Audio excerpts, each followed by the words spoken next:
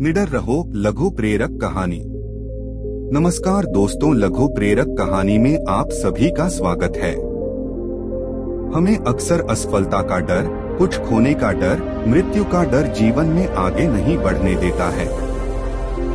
हमें निडर रहकर जीवन में आगे बढ़ना चाहिए। ये कहानी निडर रहो लघु प्रेरक कहानी उसी के बारे में है। एक अपराधी को फांसी की सजा मिलने वाली थी। राजा उस अपराधी को दो विकल्प देता है। पहला विकल्प ये था कि फांसी में लटककर मरना और दूसरा विकल्प था कि गुप्त दरवाजे के उस पार जाना। लेकिन किसी को पता नहीं था कि उस गुप्त दरवाजे के उस पार क्या है। अपराधी ये सोचकर ही डर जाता है कि उस गुप्त दरवाजे के उस पार क्या होगा। उसने सोचा क्या पता जंगली जानवर हो सकते हैं, जहरीले सांप हो सकते हैं। इस डर की वजह से उसने इस दोनों विकल्प में से फांसी पर लटकर मरने का विकल्प चुना। उस अपराधी को सजा के लिए ले जाते हैं। जैसे ही उसे फांसी होने वाली थी, उसके मन में प्रश्न उठा कि उस गुप्त दरवाजे के पीछे क्या है। उसने राजा के पूछा कि आखिर उस गुप्त दरवाजे के पीछे क्या है। राजा मुस्कुराया और बोला, मेरे दोस्त, उस गुप्त दरवाजे के पीछे तुम्हारी आजादी थी। हम हर कैदी को मरने से पहले ये विकल्प देते हैं, लेकिन इस डर से कि उस गुप्त दरवाजे के पार क्या होगा, हर अपराधी फांसी ही चुनता है और तुमने भी ठीक वैसा ही किया। अगर अपराधी ने निडरता से दूसरा विकल्प चुना होता तो आज उसे फांसी की सजा नहीं होती, लेकिन उसके डर ने उसे आगे नहीं बढ़ने दिया। हम सभी भी इस अपराधी की तरह कई सारे गलत फैसले अपन डर की वजह से ले लेते हैं और बाद में पछताते हैं। बाद में पछताने के कुछ नहीं होता है। इसलिए हमें किसी भी समस्या का समाधान डर कर नहीं, लेकिन निडरता के साथ करना चाहिए। डर की वजह से ही हम अपनी जिंदगी के कई सारे अच्छे मौके गंवा देते हैं और यही डर हमें आगे बढ़ने नहीं देता है। एक इंसान को अक्सर असफलता का डर, कुछ खोने का डर, मृत्यु का डर जीवन में कभी भी आगे नहीं बढ़ने देता है। इसलिए हमें डर कर नहीं बल्कि निडरता से जिंदगी में आगे बढ़ते रहना चाहिए। हमें कठिन से कठिन समस्या का भी डर कर नहीं, डटकर सामना करना चाहिए। नमस्कार दोस्तों, लघु प्रेरक कहानी में आप सभी का स्वागत है। जिंदगी में सही समय पर सही फैसला लेना बहुत जरूरी होता है। अगर हमने गलत फैसला ले लिया तो बाद में पछताने के सिवा हमारे पास और कुछ नहीं बचता है। ये प्रेरक कहानी फैसला भी उसी के बारे में है। एक 7 साल का बच्चा अपने पापा के साथ सुपरमार्केट में शॉपिंग करने के लिए जाता है।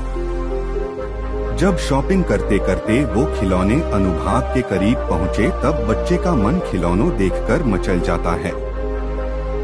बच्चे ने अपने पापा से कहा कि पापा, आप मुझे ये कार लेकर दो न प्लीज पापा।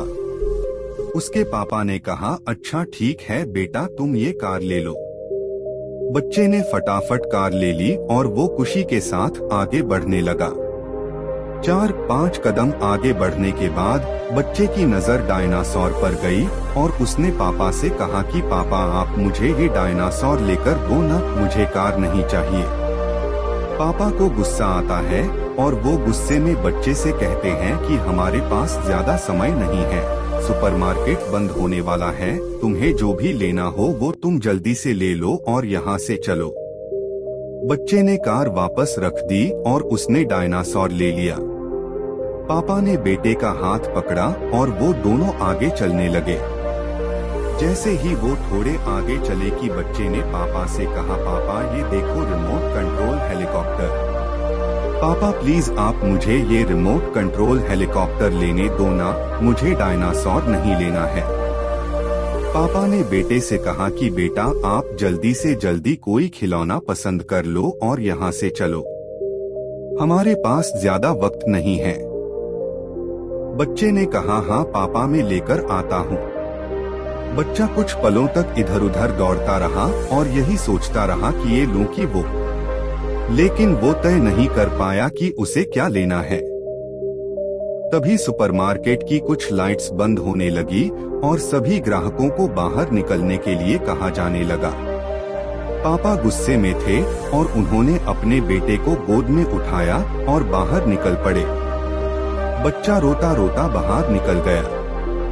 बच्चा मन में यही सोच रहा था कि काश मैंने कोई खिलौने पसंद कर लिया होता तो मुझे आज ऐसे खाली हाथ नहीं जाना पड़ता। कई बार लाइफ में हमारे साथ भी उस बच्चे के साथ हुआ वैसा होता है। हम सभी उस बच्चे के जैसे हैं और ये दुनिया खिलौनों की एक दुकान है। हमारे सामने हर तरह के ढेरों खिलौने मौजूद हैं और उनमें से हमें कोई एक पसंद करना होता है। लाइफ के अलग अलग चरणों में हमें विकल्प मिलती है और हमें उन सभी में से किसी एक को पसंद करना होता है। कभी हमें शिक्षा, कभी हमें काम, कभी व्यापार तो कभी हमें रिश्ता चुने करने का विकल्प मिलता है। बहुत सारे लोग यही सोचने में अपना मौका गवा देते हैं कि मैं ये चुनना करूं या फिर वो। शिक्षा में मैं ये धारा में जाऊं या फिर दूसरी धारा में। इस कंपनी में जॉब करूं या फिर उस कंपनी में। ये व्यापार करूं या फिर कोई दूसरा। इससे शादी करूं या फिर उससे। इस सब के चक्कर में कुछ करने का हमारा टाइम निकल जाता है और बाद में उस बच्चे की तरह पछताना पड़ता है। हमें ये बात अच्छे से याद रखनी चाहिए कि कोई भी फैसला ना लेने से अच्छा है कोई गलत फैसला लेना। हमें जब भी लाइफ में कोई महत्वपूर्ण फैसला लेना होता है तब हमें फैसले को लंबे समय तक टालने की बजाय अपनी परिस्थिति और अपने ज्ञान के मुताबिक सही फैसला ले लेना चाहिए। बूढ़े गिद्ध का सुझाव, प्रेरक कहानी। कई बार हम अपने से जो आयु में बड़े होते हैं उनके दिए हुए सुझाव को नजरअंदाज कर देते हैं, लेकिन बाद में हमें अफसोस होता है कि शायद मैंने उस दिन उनकी बात मान ली होती तो आज मेरे साथ ऐसा ना हुआ होता। ये कहानी बूढ़े गिद्ध का सुझाव, प्रेरक कहानी उसी के बारे में है। एक बार गिद्धों का झुंड उड़कर एक द्वीप पर चला गया। वह द्वीप समुद्र के मध्य में स्थित था। वहाँ बहुत सारी मछलियाँ, मेंढक और समुद्री जीव थे, इसलिए वहाँ पर गिद्धों के लिए खाने पीने की कोई कमी नहीं थी। सबसे अच्छी बात यह थी कि वहाँ कोई जंगली जानवर जो कि गिद्ध का शिकार करे वैसा कोई जंगली जानवर नहीं था। वहाँ गिद्ध बहुत प्रसन्न थे। इतनी आरामदायक जिंदगी उन्होंने पहले कभी नहीं देखी थी। उस झुंड में ज्यादातर गिद्ध युवा थे। वे सोचने लगे कि अब वे जीवन भर इसी द्वीप पर रहेंगे।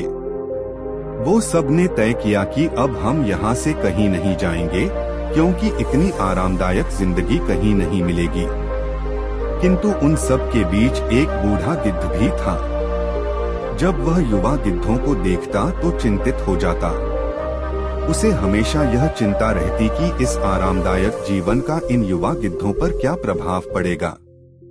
क्या वे वास्तविक जीवन का अर्थ समझ पाएंगे? यहाँ उनके सामने कोई चुनौती नहीं है। ऐसे में जब उनके सामने मुसीबत आएगी तो वे उसका मुकाबला कैसे करेंगे?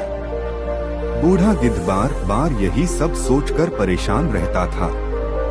बहुत सोचने के बाद एक दिन बूढ़े गिद्ध ने सभी गिद्धों की एक सभा बुलाई।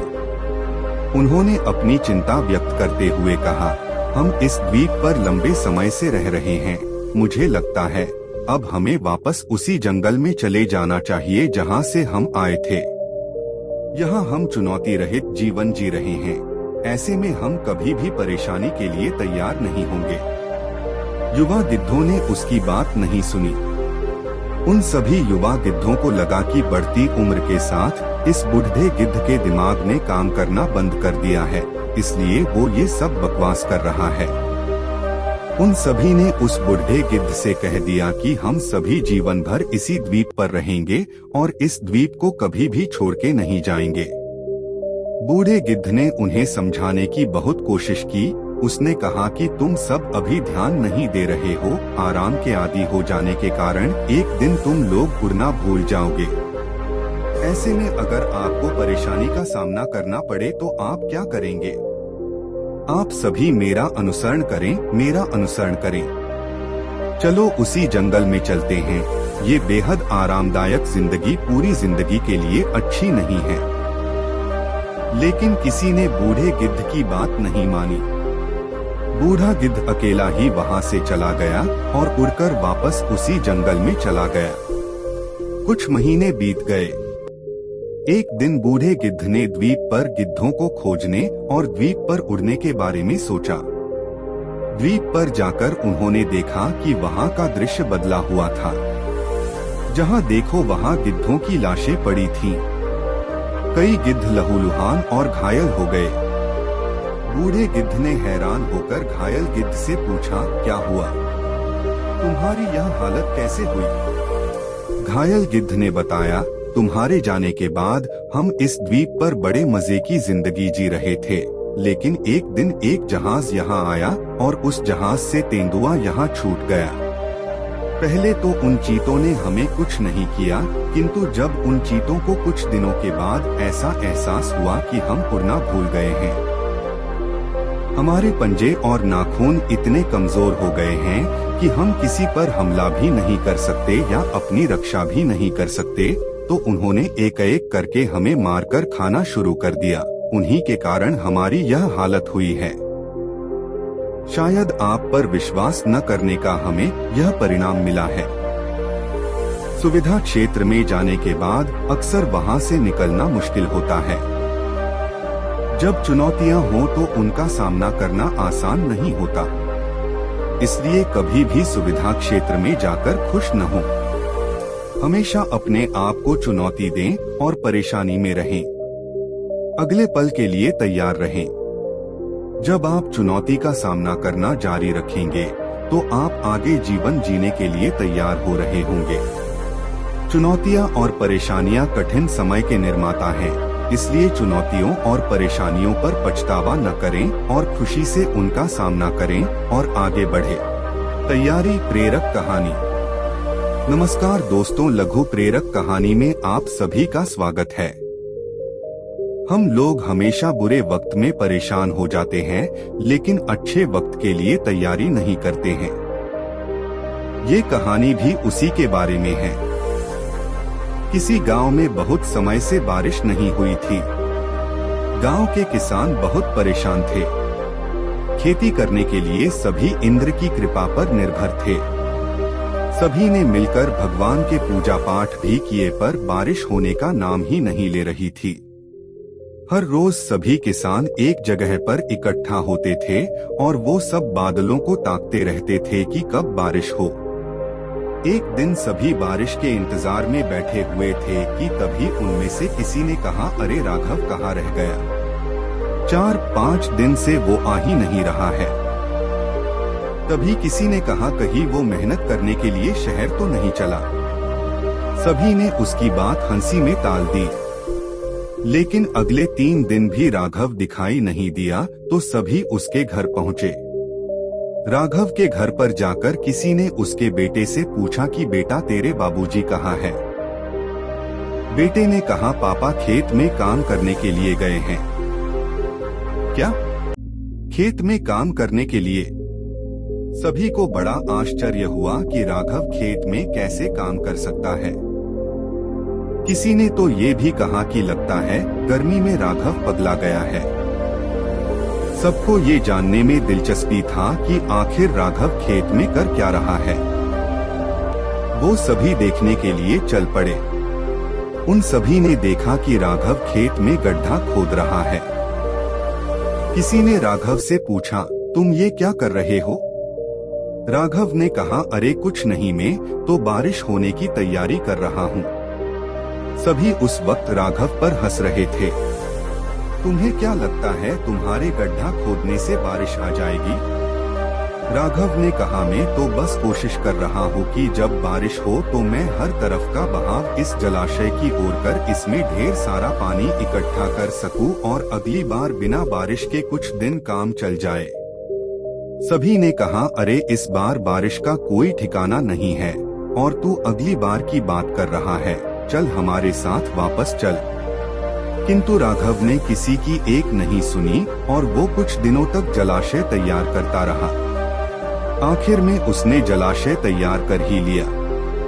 राघव ने जलाशय तो तैयार कर दिया, लेकिन कई दिनों तक बारिश नहीं हुई। एक दिन अचानक ही रात को बारिश होने लगी। गांव के सभी लोग और किसान बहुत खुश हो गए। सभी सोचने लगे कि अब अच्छे दिन आने वाले हैं। लेकिन बारिश तो कुछ ही देर बरसने के बाद थम गई और साथ में किसानों की खुशी भी थम गई। अगली सुबह सभी खेत में गए। बारिश कम होने की वजह से मिट्टी सिर्फ ऊपर से गीली थी। ऐसे में खेतों की जुताई शुरू तो हो सकती थी, लेकिन सिंचाई के लिए और भी पानी की जरूरत थी, पर वो नहीं था। सभी किसान मायूस होकर अपने अपने घर चले जाते हैं। दूसरी ओर राघव भी अपने खेत में पहुंचा था और वो अपने छोटे से जलाशय को पूरा पानी से भरा हुआ देखकर बहुत खुश हो जाता है। राघव अब समय गवाए बिना खेत जोतना शुरू करता है। कुछ ही महीनों में पूरे गांव में बस एक ही चीज हरी भरी दिखाई दे रही थी और वो था राघव का खेत। जब समय अच्छा ना हो, ऐसे में ज्यादातर लोग समय अच्छा होने का इंतजार करते रहते हैं, लेकिन ऐसे समय में हमें अच्छे समय में क्या करना चाहिए, उसकी तैयारी करनी चाहिए। कुदरत का नियम है, दिन के बाद रात होती ही है और रात के बाद दिन होता ही है। हमारा बुरा वक्त हमेशा के लिए नहीं रहता है, बुरे के बाद अच्छा होता ही है। हमें बुरे वक्त में अपने आप को तैयार कर लेना चाहिए, क्योंकि जब अच्छा वक्त आएगा तब हमारे पास समय नहीं होगा। हम आज क्या कर रहे हैं, यही तय करेगा कि हम कल क्या करेंगे। आज हम जो कुछ भी है वो सिर्फ हम अपने बीते कल की वजह से ही है। अगर हमने अपने बीते कल में कुछ अच्छा काम किया होगा तो आज हम अच्छे ही होंगे। अगर आपको हमारी कहानी तैयारी प्रेरक कहानी अच्छी लगी हो तो अपने दोस्तों के साथ भी शेयर कीजिए और कमेंट में जरूर बताइए कि कैसी लगी हमारी कहानी।